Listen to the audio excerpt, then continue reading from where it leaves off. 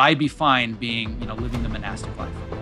So I had a lot of social anxiety. And as soon as I was at the Tough Mudder, it wasn't just a matter of you can kind of slowly sidle up to people. It's like, here's this complete stranger that's touching my ass, that's pushing me over a wall. And then I'm doing the same thing for them. And it's just like the most intimate experience, but you all have the same common goal.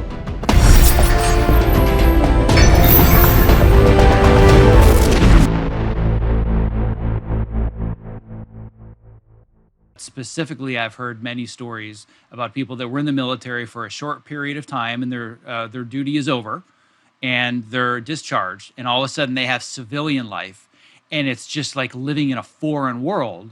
And a lot of them end up taking up these extreme type of challenges and events because it almost feels like something is missing from their former life. And even though you're kind of still, you have, a toe in both pools, so to speak, do you find that some of the reason you gravitate towards a lot of these races is just because that's kind of become a part of who you are?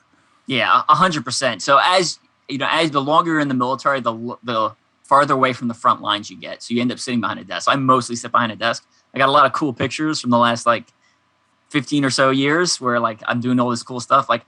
Almost none of those are current. I sit behind a desk and send emails to people most of the day. So yeah, as my career kind of tapered off and they started putting me more behind a desk, that part of me was definitely missing, right? I miss being pushed to the limits. I miss those challenges. I miss that feeling of accomplishment. And you miss some of that camaraderie, right? So the bonds you develop with the guys from deployment are super tight, right? I still text some of those guys. And that it definitely filled a piece that was missing from kind of my career tapering off. Yeah. Yeah, and for me personally, that was one of the most important, if not the most important thing that I've gotten out of obstacle course racing. I don't have the background that you do. I didn't come from the military. I was kind of sort of quasi-athletic in high school and college, but nothing to really speak of.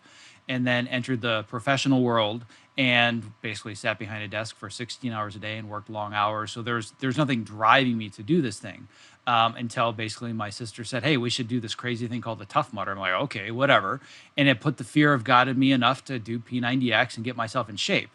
So I thought, all right, I'm going to try this thing once and I'm going to prove that I'm tougher than my sister because we're very competitive. That's all it was about. I just need to not embarrass myself in front of my sister, who's 15 years older than me and has run marathons. I'm like, oh, no, I can't say no. That's all it was about. And then as soon as I ran my first Tough Mudder, it was just a complete game changer because I am, by self-diagnosis, an extreme introvert. I could spend the entire life in the mountains by myself and I'd be fine if I didn't have a family. It's different when you got a family. But I'd be fine being, living the monastic life. So I had a lot of social anxiety. And as soon as I was at the Tough Mudder, it wasn't just a matter of you can kind of slowly sidle up to people. It's like, here's this complete stranger that's touching my ass, that's pushing me over a wall. And then I'm doing the same thing for them. And it's just like the most intimate experience, but you all have the same common goal. So that, to me, that camaraderie was so important. And I would assume that it's very, very similar on a lesser scale to what you experience in the military. Yeah, no, absolutely. And Tough Mudder is a great brand for kind of bringing people in. Like you were saying, there's literally people all shapes and sizes there. And, they've expanded their lineup of events. They have 5K, 10K, 15K. They have 12-hour and 24-hour, which I know sounds absolutely crazy to a lot of listeners. But you would be surprised at the people that are out there for the 12 and 24-hour. And some of them they'll run 5 miles. They'll go sit down for a couple hours, run 5 miles, go sit down for a couple hours. But they still go out there and they find their personal limits. And it's, whether you run 90 miles at the event like I do for the 24, or you run, 20 miles or 25 miles, if you found a personal limit, you share that common experience of kind of suffering, regardless of the vast differences in physical capability. So it's really, really a great community. And you'll see people out on the course helping people at those 12 and 24-hour ones that are their whole race is they just go and they set an obstacle and boost people over. It's insane.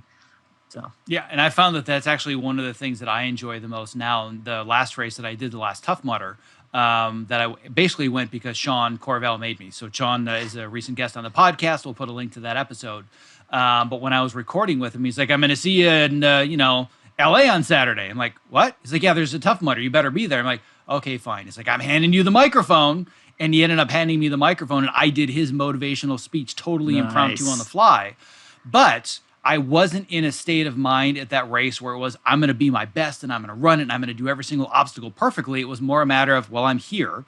I'm not going to not do it. I was at a really bad place as far as totally burned out from where I was finishing up a really big job.